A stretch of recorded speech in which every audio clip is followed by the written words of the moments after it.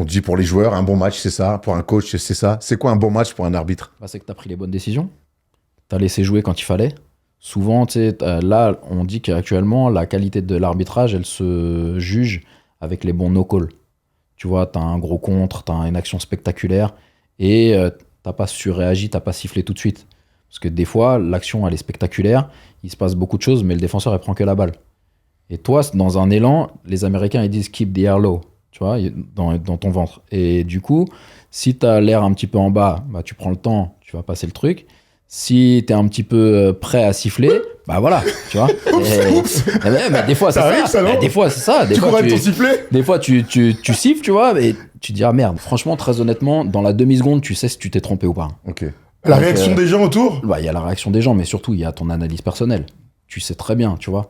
Toi, il faut que tu décides en une demi-seconde. Mais derrière, quand tu as une seconde et demie de plus, tu sais tout de suite. Tu te dis, ah merde. Mais c'est comme ça. Après, Oui, il donc faut, ça fait ton partie- rôle, ça ton fait rôle, partie c'est de du jeu. décider. Ton rôle, c'est de décider. Et surtout de limiter le nombre d'erreurs et surtout de ne pas impacter le match. Des erreurs, il y en a tout le temps. C'est un jeu d'erreurs.